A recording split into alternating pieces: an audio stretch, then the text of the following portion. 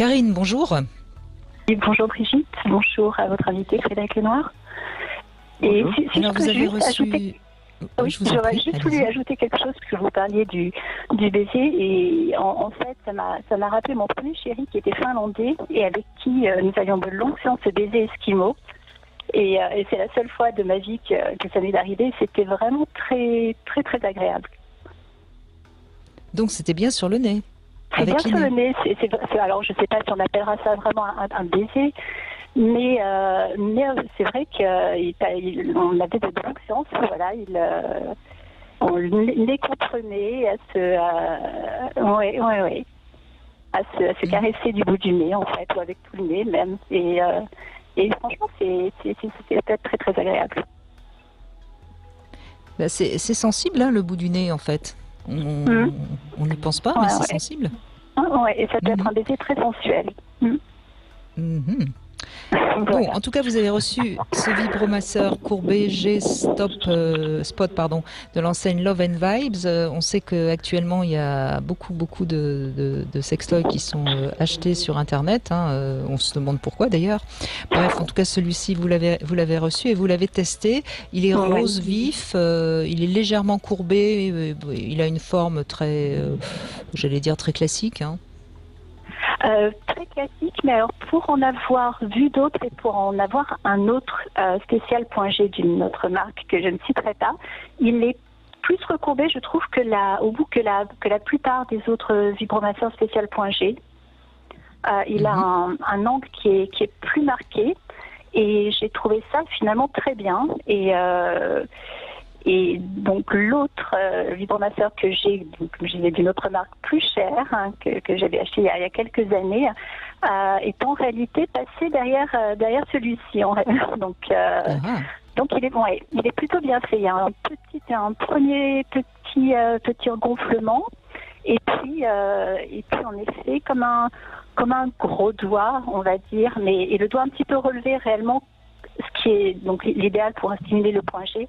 Alors parfois d'autres vibros sont simplement avec légèrement incliné avec un gros gonflement. Et celui-là, voilà, qui s'approcherait un petit peu du bout d'un doigt, en fait, de la dernière phalange d'un doigt recourbé. Et ben je trouve que c'est très bien fait. Donc j'ai beaucoup. En tout cas, vous le décrivez très bien, et comme quoi on n'arrête pas le progrès, parce que c'est vrai que finalement c'est ce qu'on appelle le point G, c'est une zone très très précise, et là cette forme de doigt doit permettre de stimuler parfaitement bien le point G. Oui. Alors il a 7 vitesses. Moi je l'ai vu en photo, je l'ai pas vu en vrai, c'est pour ça que je vous écoute. Ouais. On ne me les envoie pas, moi, vous voyez, on me laisse confiner dans mon coin sans les jouer. Ah oui, vous les avez d'habitude en studio, mais pas chez vous, c'est ça? Ben oui, c'est ça. Et non, franchement, j'ai beaucoup aimé. Alors bon, cette vitesse, c'est un petit peu classique. Bon, ils ont tous pas mal de vitesse. Je ne sais pas s'il est nécessaire d'en avoir autant, mais bon, pourquoi pas.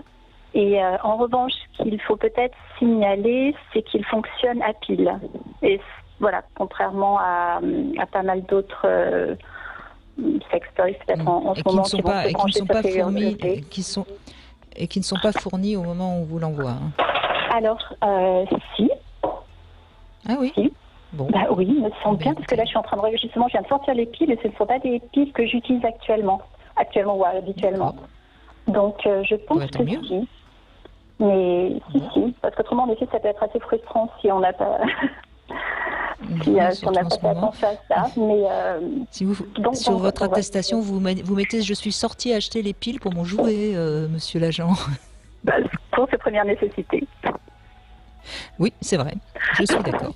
C'est important de retrouver la joie de vivre grâce à son sextoy, n'est-ce pas, Frédéric Lenoir? Mais j'adore votre émission, parce qu'on passe de Spinoza au sextoy et de Montaigne au baiser, etc. Et c'est ça la vie, on est à la fois corps, cœur, esprit, et moi dans tous mes ouvrages de philosophie, j'arrête pas de dire, mais il ne faut pas séparer ces différents éléments qui font notre humanité.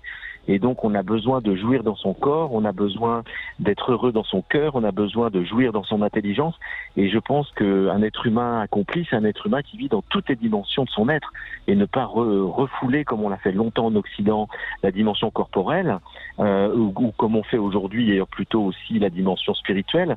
C'est essentiel de jouir dans toutes les dimensions de son être et d'être dans la joie dans toutes ces dimensions-là. Donc c'est ça qui est bien dans votre émission, c'est que elle est vraiment sur un spectre très très large que je trouve essentiel à la vie.